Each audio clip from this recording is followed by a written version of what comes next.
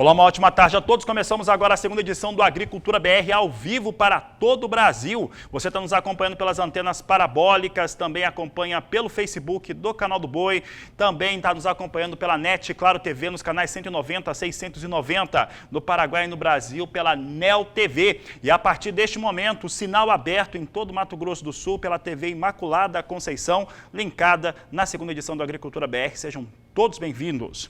E eu começo o Agricultura BR falando sobre um assunto importante, inoculação para a soja lá no estado do Paraná, como é que a pesquisa e como que os produtores têm conseguido colocar essa tecnologia nos campos, é o que nós vamos acompanhar agora na reportagem de Mauro Andrade. Coinoculação é o uso de duas bactérias chamadas de Bradium rhizobium e Azospirillum, que são colocadas na semente no momento da semeadura. Esta tecnologia traz benefícios para o sistema radicular das plantas, tornando-as mais produtivas. Marco Antônio Nogueira, pesquisador da Embrapa Soja, nos fala da importância da coinoculação na cultura da soja. Acompanhe. É importante a gente considerar a possibilidade de acrescentar mais uma bactéria no sistema de produção, além do tradicional Bradium rhizobium que vocês já conhecem. Essa outra bactéria é o Azospirillum, e o processo de juntar o Azospirillum junto com o Bradium rhizobium na inoculação da soja é chamada de coinoculação, ou seja, uma inoculação conjunta, né? Nós temos aqui feito vários trabalhos, tanto científicos quanto a nível de campo, levando para o produtor as informações que a pesquisa gerou, numa parceria com a Emater do Paraná, e temos visto que os ganhos de produtividade daqueles produtores que usam a coinoculação é da ordem de 8% em cima da inoculação apenas. Esses trabalhos foram feitos e realizados em vários municípios do Paraná, nas chamadas unidades de referência técnica, e o ganho médio nessas safras que a gente avaliou foi que, fazendo a inoculação apenas com o Bradium rhizobium, o ganho foi da ordem de R$ 120 por hectare. Quando a gente adicionou o Bradium rhizobium no sistema de inoculação, esses ganhos foram para R$ 290 por hectare. Um ganho bastante expressivo entre várias propriedades que nós fizemos essa análise e acompanhamento dos produtores. Então, o uso desses dois inoculantes conjuntamente vale muito a pena, porque promove maior nodulação, melhora o sistema de raízes das plantas de soja e leva, consequentemente, a um maior vigor da planta e maior produtividade final na grande maioria dos casos. E o Agricultura BR segue por aqui. Agora trazemos para você informações a respeito de novos recursos que foram anunciados pelo governo norte-americano. Nós tivemos nesta sexta-feira a confirmação do governo de Donald Trump numa segunda etapa de disposição de recursos na ordem de 13 bilhões de dólares para produtores rurais dos Estados Unidos que foram afetados de alguma forma com o Covid-19. É chamada de segunda etapa, principalmente pela imprensa norte-americana, porque já havia sido anunciado e já disponibilizado alguns recursos. A primeira etapa eram com 16 bilhões de dólares, desse total de 16 bilhões da primeira etapa, 9 bilhões 462 milhões de dólares já chegaram a esses produtores rurais norte-americanos. Desde segunda-feira se fala a respeito desta segunda etapa e o presidente Donald Trump, que é candidato à reeleição, fez esse anúncio em Wisconsin e disse que tem o maior prazer em estar junto com o produtor rural dos Estados Unidos. Esse é o resumo dessa história, dessa quinta para sexta-feira. Confirmação veio nesta manhã de sexta-feira sobre esses 13 bilhões de dólares, nova etapa de recursos liberados por lá. Sigo falando a respeito de soja agora e também de Estados Unidos, porque hoje exportadores privados confirmaram vendas de 132 mil toneladas da oleaginosa para a China. As confirmações têm sido diárias, os volumes são muito bons. Soja em Chicago disparou, como a gente falava antes da última sexta-feira, já vinha com aquele volume de compras e já vinha tido os acompanhamentos de lavouras mostrando um forte cenário complicado ali para as lavouras norte-americanas. norte-americanas, acabou caindo bastante, quase 4 milhões de toneladas, tanto a previsão de produção, quanto também a de estoques de passagem. Isso fez com que trouxesse soja para acima de 10 dólares por bushel, que era o que a gente falava durante algumas semanas atrás, há cerca de um mês. Vamos ver agora como é que vem soja em Chicago. Você tem aqui soja com nova alta, eu estou vendo aqui valores aqui na posição de novembro. A posição de novembro vem com alta de quase 1%, 10 dólares 38 centes mais 2 por bushel. Eu sei que o Walter Pulga Júnior já está me ouvindo, Pulga também já não vê a soja nesse valor há muito tempo, João Pedro também não, que já está aqui no estúdio, né? Os valores chegaram lá em cima de novo. Janeiro de 2021, 10 dólares 42 centes por bushel. Temos aqui a posição de março, 10 dólares 35 centes mais 4, maio 10 dólares 31 centes por bushel, cenário aí de uma alta bastante relevante para a soja na Bolsa de Chicago. E a gente traz essas confirmações, já tem cerca de uns 30 dias, né, antes da última sexta-feira, que a gente falava dessa possibilidade, desde quando os relatórios de acompanhamento de lavouras começaram a apresentar cenários mais complicados para a soja e também para o milho norte-americano, além, claro, dessa demanda que migrou para os Estados Unidos, já que o Brasil não tem soja. Quem falava já nesse cenário que poderia acontecer há muito mais tempo era o França Júnior, da Datagro, que há mais de um ano falava a respeito de um cenário como esse, de uma forte demanda. Claro que não contava com Covid-19, claro que não contava com algumas coisas como essa que foram acontecendo durante 2020, mas acabou se confirmando. Vamos dar uma olhada no dólar agora, dólar comercial, formação de preço aqui para os produtos de exportação, alta hoje forte, alta de 1,13%, vendas a R$ 5,29 mais um, é o que eu destaco aqui no Agricultura BR para a moeda norte-americana. E agora nós vamos falar sobre o índice geral de preços de mercado. Esse índice geral de preços de mercado, que ele é mensurado pela Fundação Getúlio Vargas, trouxe na sua segunda prévia de setembro uma elevação de 4,57%. Para se comparar com aquilo que acontecia em agosto, é bem acelerado. Em agosto, para o mesmo período, considerando a sazonalidade, 2,83% de alta. Ele se eleva e isso tem alguns fatores. Os principais fatores para a formação estão no minério de ferro e na soja. No caso da soja, a elevação passa de 12,7%. Nós vamos mostrar os números na tela, fica mais simples para se entender o que acontece com esse índice geral de preços de mercado, IGPM, na sua segunda prévia feita pela Fundação Getúlio Vargas. 4,57% de alta foi o que foi registrado, ante uma alta de 2,34% no mesmo período no mês passado. Esse é um dos fatores bem relevantes para o dia de hoje. O índice de preços ao produtor amplo, o IPPA, tem uma alta aí de 6,36% para o período e ele responde por 60% do índice. E essa alta de 6,36% nessa segunda prévia é o dobro da alta que se teve em agosto, também para uma segunda prévia. O principal destaque nessa leitura partiu do grupo Matérias-Primas Brutas, que acelerou 5,60% nesse segundo período, nessa segunda prévia, para o mês de agosto. Agora, refletindo a inflação em commodities, como minério de ferro, você vê o minério de ferro lá, que é o mais alto, 17,01%, e a soja, 12,53%. Juntos, os dois, soja e minério de ferro, respondem por 42% desse IPPA aí que está na tela, desse índice de preço. Basicamente, está refletindo inflação ao produtor. Ainda hoje, nós vamos conversar com João Pedro Dias a respeito de inflação, não só o índice que foi colocado aqui pela Fundação Getúlio Vargas, que destacamos, mas também outros índices inflacionários que têm atingido outros produtores rurais, como quem trabalha com pecuária, categorias animais sendo atingidas. E olha, para falar a respeito de mercado financeiro, falar desse, quem sabe desse índice, mas principalmente sobre dólar, hoje o dólar subindo forte no dia de hoje, eu vou até São Paulo, nos estúdios do Canal do Boi, na sede da Bolsa Brasileira de Mercadorias, conversar com Walter Pulga Júnior. Pulga, boa tarde, dólar vindo com alta mais forte no dia de hoje, como é que vem o mercado? Boa tarde.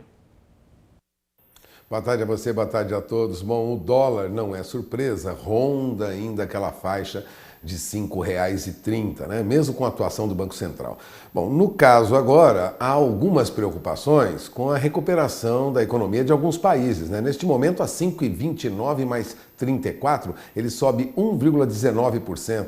Ou seja, chegou a passar bem perto ali, né? As 5,29 mais 69, eu acompanho aqui, na máxima do dia, chegou a se aproximar de 5,30 e vai mantendo aí, nesta sexta-feira, o movimento de alta. O que ocorre é que há muita preocupação em algumas economias do mundo, em alguns países, com a retomada de problemas, né, causados pelo coronavírus, né? O que ocorre é que não temos, neste momento ainda, indicações claras de que alguns países estão livres de problemas mais graves. Ao contrário, na Europa já há indicações de lockdown no Reino Unido. Então, temos aí um segundo lockdown no Reino Unido. Isso ameaça, lógico, todo o mercado financeiro internacional. A França registrou um número recorde de novos casos confirmados, mais de 10.500 casos. Isso foi amplamente noticiado nesta manhã.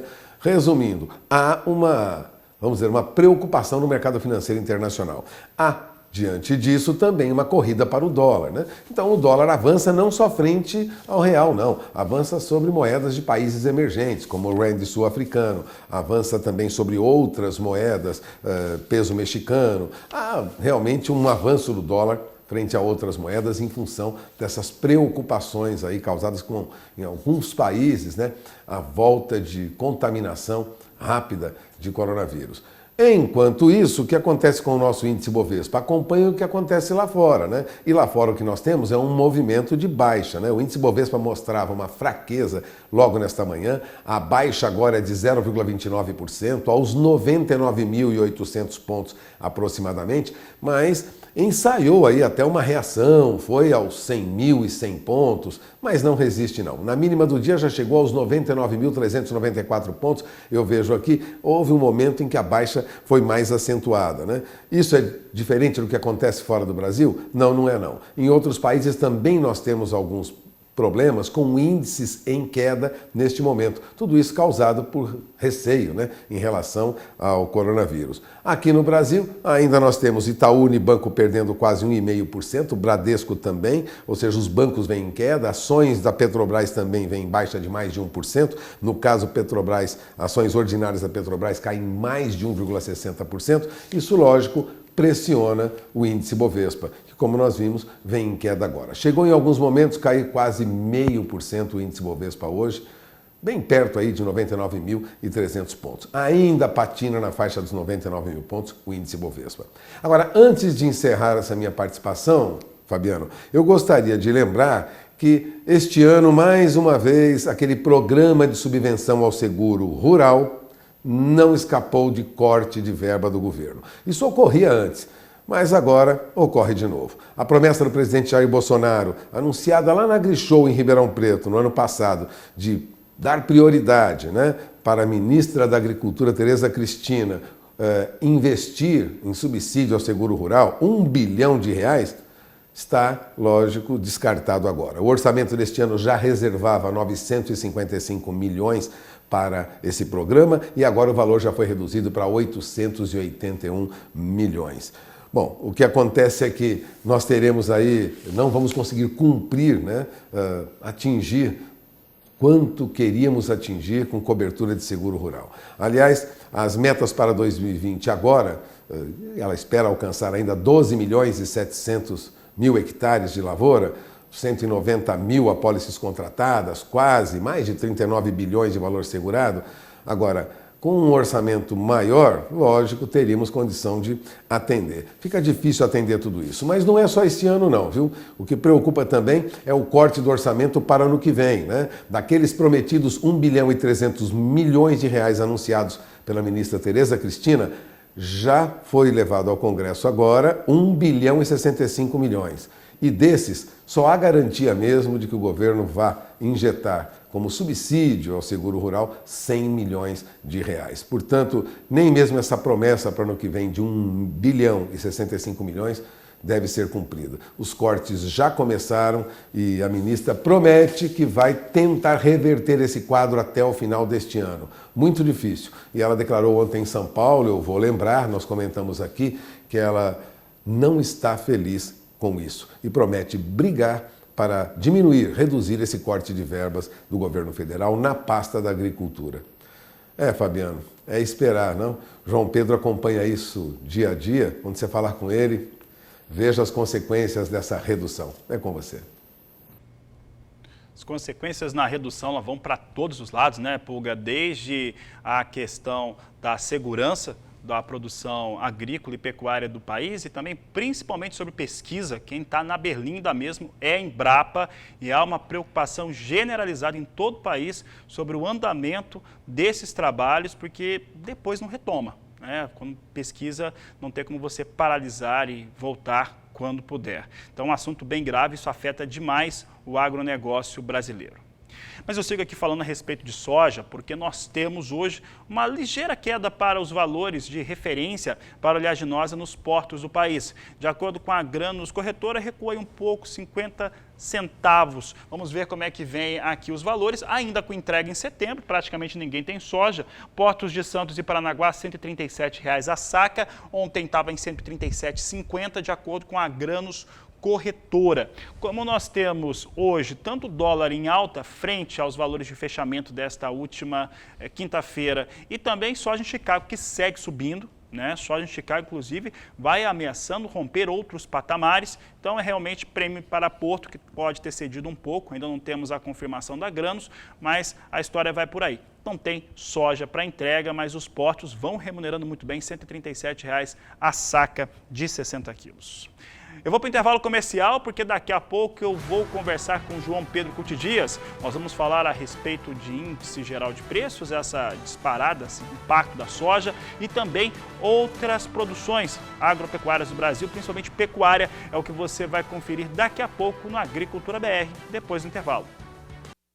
Olha, há pouco, no primeiro bloco, eu falava a respeito dessa aceleração para o IGPM, Índice Geral de Preços ao Mercado, né, que vai chegando a essa alta de 4,57% na segunda prévia, e ele é composto por um outro índice, e na composição desse índice o que pesa é minério de ferro e soja. No caso da soja, aceleração de 12,70%. Nós vamos falar um pouco a respeito dessa questão inflacionária sobre a oleaginosa aqui no Brasil e também outras produções como a pecuária.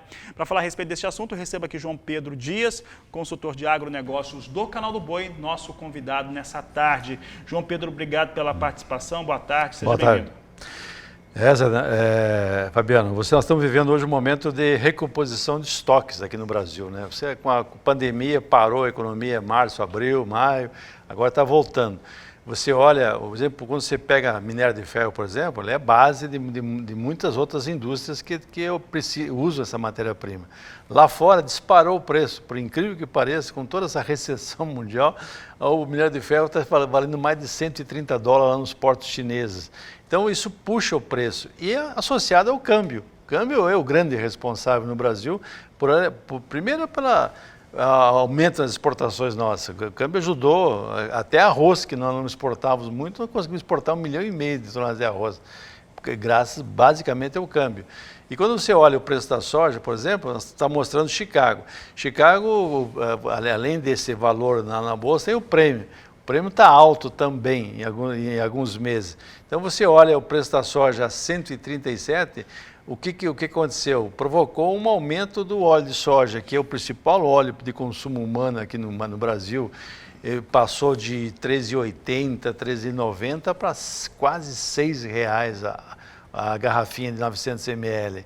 Quando você olha o preço do farelo de soja, subiu proporcionalmente a isso. O que está acontecendo?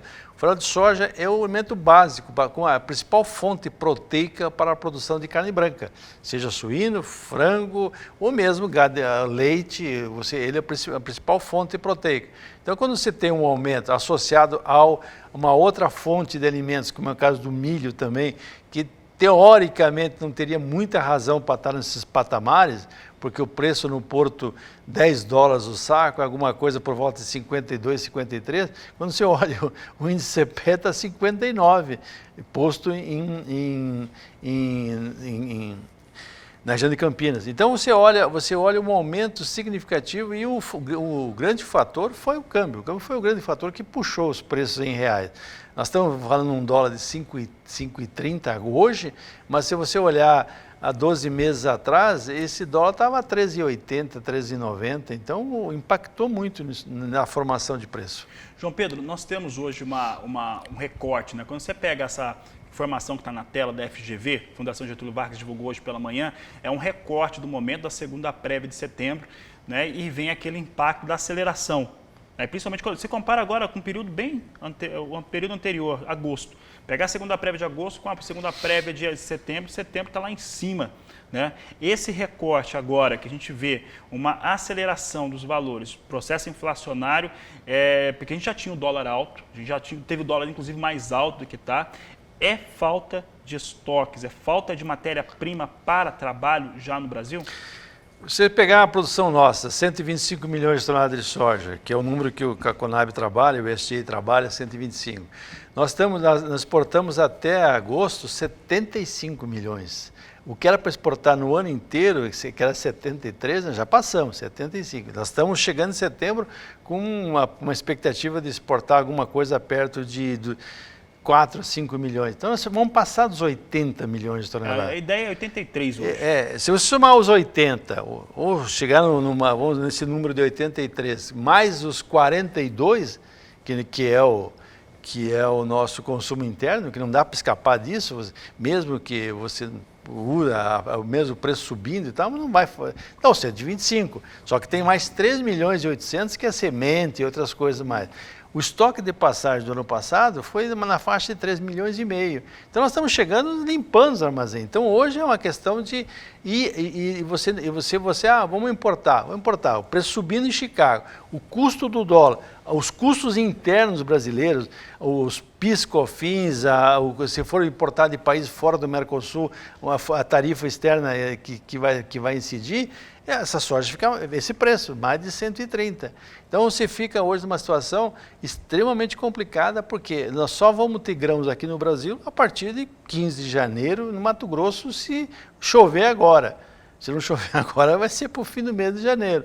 Então essa é a grande dificuldade, você tem um período grande até chegar à próxima safra com estoque muito baixo. Então o mercado especulativo falou mais alto. Tá certo, João Pedro. João Pedro, e dessa realidade que a gente vê para a soja, até porque tradicionalmente o Brasil encerra o ano safra com estoques muito baixos. Acontece que essa campanha 19-20, pelo que se fala, né, pelos números oficiais, é menos de 1 milhão de toneladas em estoque de passagem. Só que muita gente, a Ana Luísa Lodge, da Stonex, já falou disso, o França Júnior também já comentou superficialmente a respeito do assunto, mas pode ser até abaixo de 600 mil toneladas esse estoque de passagem, o que seria único, né? Nunca aconteceu uma coisa como essa, né? Ele sempre fica ali na casa de 1 milhão alguma coisa, 1 milhão e 700, que dura muito pouco, né? Na verdade são 5, 10 dias garantidos de consumo. Pega 44, divide por 12, nós estamos falando de 3 milhões e meio por mês.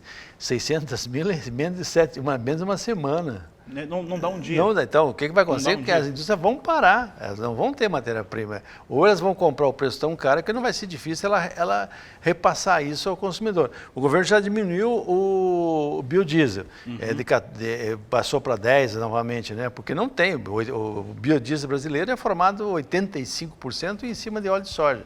Não tem óleo de soja para transformar em biodiesel. Então, a grande expectativa é esse período que vai de agora a esses próximos 120 dias, até a entrada da próxima safra. João Pedro, vou aqui aproveitar, vou até conversar com a minha equipe aqui ao vivo, né, pessoal que está aí na Twitter de trabalho. Nós vamos falar de custo de produção agora, mas vamos falar sobre o custo de produção de bovinos. Então, bovinos, custo de produção na pecuária, porque o pecuarista ele também está sentindo algo muito semelhante do que vem acontecendo na cadeia produtiva da soja. Nas categorias animais, nós temos visto durante todo o acumulado do ano uma forte valorização, seja no bezerro, seja no boi magro e depois na arroba do boi. Nesse momento, a aquisição do boi magro pesa demais para a aquisição e posterior terminação desses animais. Aonde está pesando mais aí nessa situação hoje desenhada pela pecuária brasileira? Quando se trabalha com pecuária um pouco mais intensiva, terminação ou semi-confinamento ou confinamento, 70% do custo é o animal magro, é o boi de 14 arrobas. Quando você trabalha com toda a cadeia de reposição, ela está cara. E também as fêmeas, que eram um produto que tinha havia um mercado que estava meio frio para bezerra, ela subiu de preço. Por quê? Porque a novilha passou a ser um elemento extremamente importante hoje para o pecuarista, em termos de ele vende uma arroba da novilha praticamente ao mesmo preço que ele vende a arroba do boi. Então, você tem condições hoje, com uma novilha, de você produzir um animal de R$3.000 e pronto no frigorífico. Então, todo esse processo que está ocorrendo, a grande pergunta é se, bom, estou vendendo boi a 225, 230 arroba. A que preço eu vou comprar esse gado de reposição? E se eu vou ter oferta desse gado de reposição? Mesmo que se você olhar, os últimos relatórios do IBGE mostram uma queda no abate brasileiro. Mas você vê uma exportação crescente, com números cada vez batendo o recorde, e o Brasil pode chegar ao fim do ano com mais de 30% da produção interna destinada à exportação, com preços que com a falta de animal pronto para abate, puxou o preço do boi gordo e puxou o preço de toda a cadeia.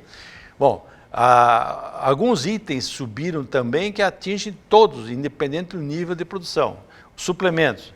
O suplemento depende muito da importação de matéria-prima importada. Isso, com o dólar a 5,30, impactou no custo do suplemento. Então, Pedro, quando eu falo do pecuarista, quem está trabalhando no campo, qual categoria de pecuarista? Aquele que está terminando, aquele que tem um boi magro para comercialização, e provavelmente o bezerro também, ou quem tem o bezerro garrote que está numa situação mais favorável ou menos favorável, seja pela aquisição, porque o custo vai ser alto, ou seja porque tem conseguido margens melhores neste momento? Nesse momento todos estão bem, nesse momento. Mesmo pagando mais caro. Mesmo pagando mais caro. A grande pergunta é, bom, tudo bem, eu vou comprar um bezerro a 2.300, eu vou ficar de 7, 8 arrobas, eu vou transformar ele num boi de 22 arrobas para daqui 12 meses, 14 meses. A dúvida é essa.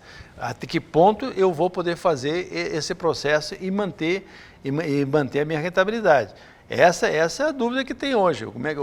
Não é o momento atual, tudo bem.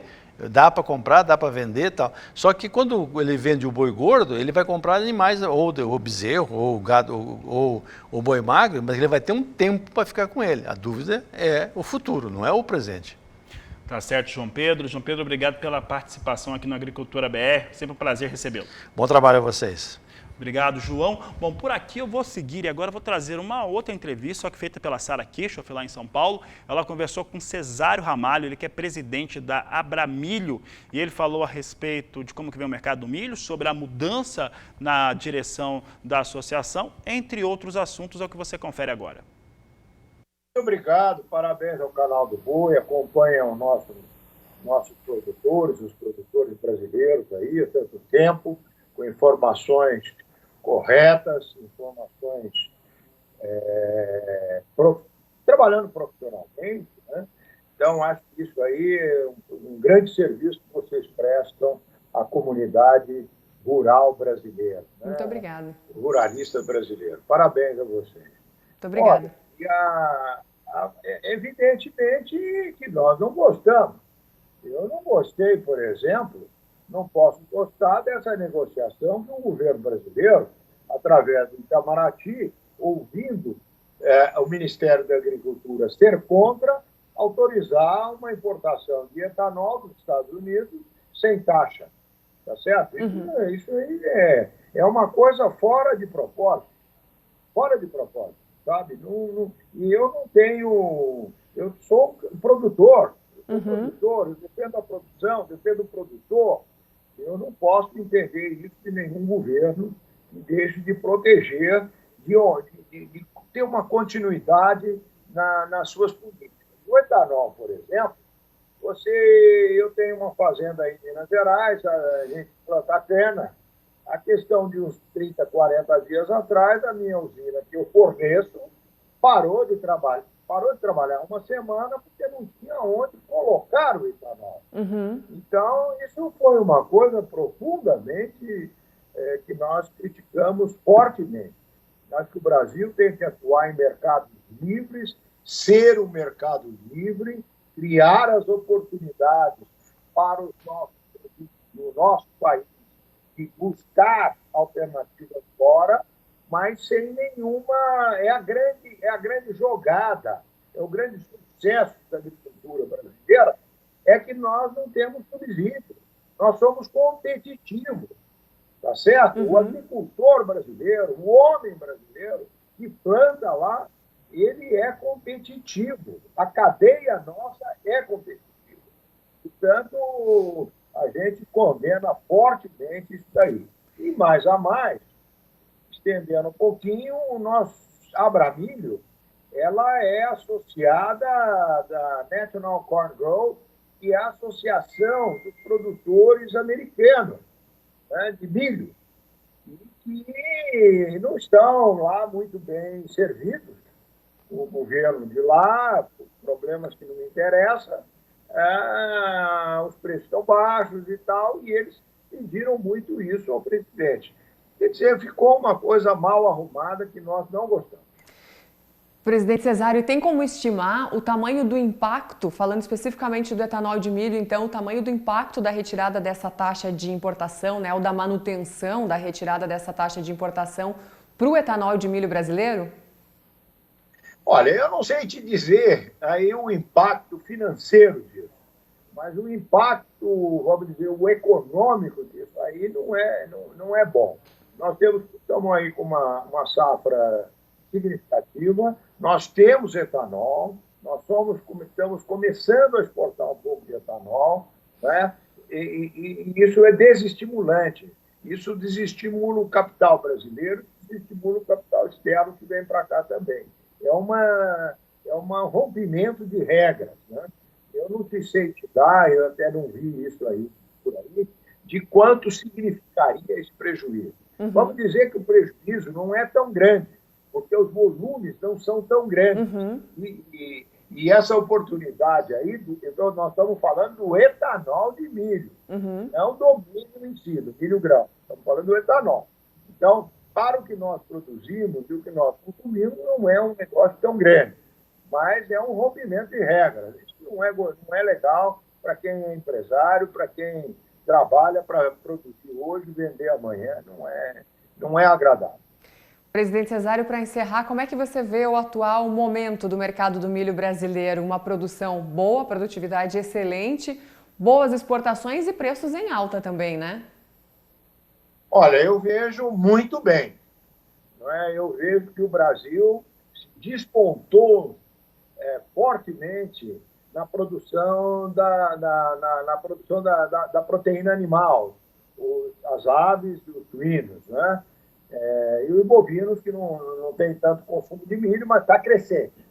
Eu vejo muito bem. Eu acho que o produtor brasileiro, nós em 10 anos saímos de uma produção de 50 milhões de toneladas, produzimos esse ano 102 milhões de toneladas e estamos para produzir nessa safra 2021 110 milhões de toneladas. Portanto, o produtor está dando resposta ao crescimento da demanda do milho. O crescimento da demanda do milho através da proteína animal e o crescimento do milho como exportador. O Brasil se tornou exportador. Nós devemos exportar alguma coisa próxima por aí, em volta de 30 milhões de toneladas.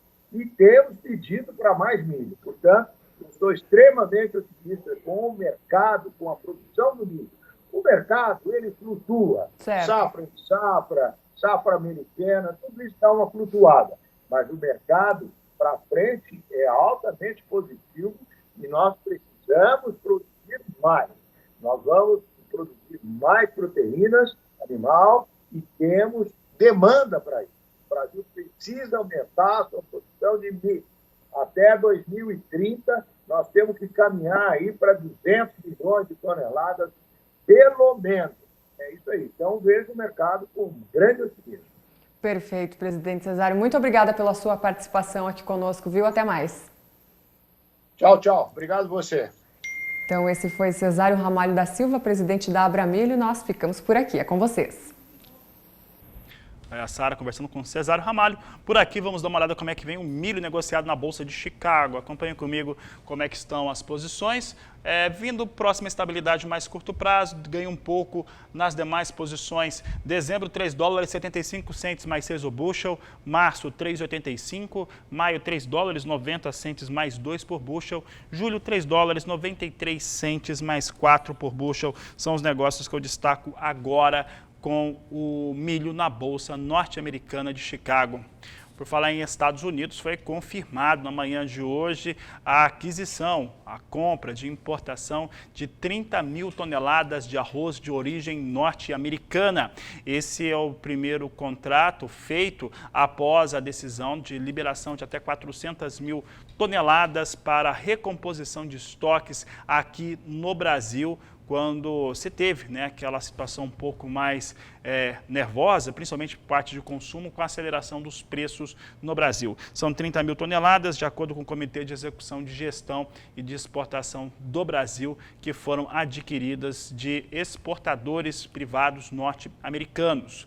Um dado importante a respeito desta questão é que, no entendimento da maior parte dos economistas do país, uma situação de melhor oferta de arroz ao ponto de se conseguir gerar resultados de valores mais baixos para o varejo no Brasil, que o Brasil realizou o primeiro embarque de melões para a China. Eles chegaram a Xangai nesta manhã de sexta-feira, dia 18. De acordo com as informações, foram cerca de 3,5 toneladas de melão pele de sapo vindos da região de Mossoró, do Rio Grande do Norte.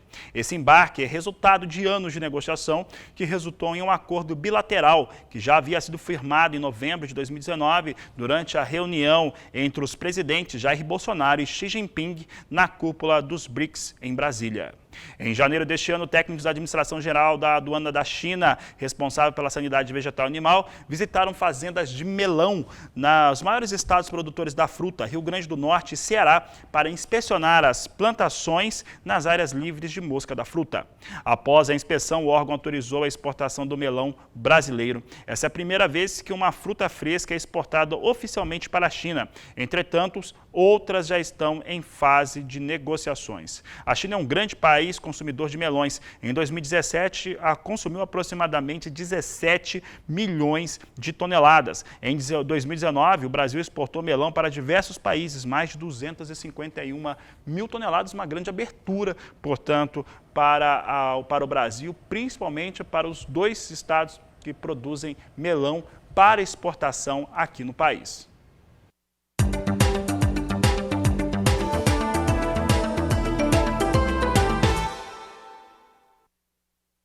O assunto é café por aqui. Começamos falando sobre mercado futuro do café em Nova York. Veja comigo como é que vem o café arábica negociado hoje. Nova queda. Café vai cedendo durante o mês de setembro, vai caindo um pouco. Posição de dezembro vem a $1,15 mais 35 a libra peso. Março, $1,17 mais 5. Maio, $1,18 mais 45. E a posição de julho, $1,20 por libra peso.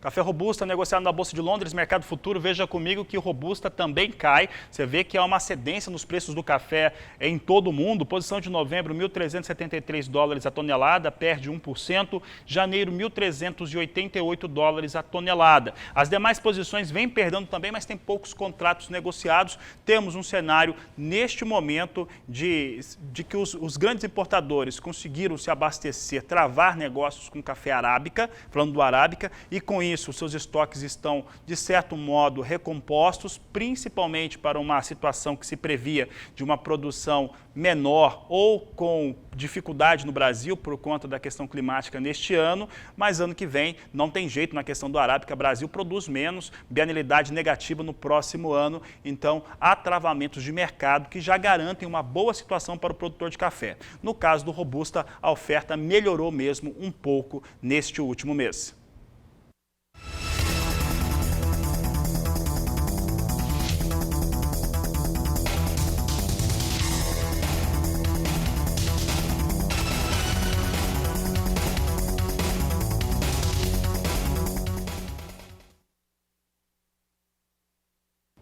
Quero agradecer aqui a participação dos telespectadores que estão nos acompanhando, principalmente pela internet. Está sendo um hábito acompanhar a nossa programação pela internet. O pessoal que estava acompanhando no SBA1 e também pelo Facebook do Canal do Boi. Quero agradecer aqui o Hugo Maluf, que comentou aqui a situação da inflação para a soja e na questão da pecuária brasileira. Hoje eu falei com o João Pedro a respeito de como que vem as categorias animais, por que essa aquisição, no caso de gado magro, ela é importante, compõe 70% dos valores para confinamento, e como que nós temos hoje, numa situação em que todo mundo está pagando mais caro, se você precisa de boi magro, se você vai comercializar boi gordo, os valores estão de fato mais altos, mas as margens muito melhores. Perspectiva de segmento de alta para a pecuária no Brasil, seja se você trabalha com bezerros, com garrotes, com gado de reposição ou para quem termina animais, expectativa excelente agora neste final de ano e principalmente em 2021. Eu quero agradecer aqui a participação da TV Imaculada Conceição. TV Imaculada Conceição que está linkada conosco, levando o sinal da Agricultura BR ao vivo para todo o Mato Grosso do Sul em sinal aberto, nas antenas abertas aqui no estado. Um grande abraço a vocês, bom final de semana.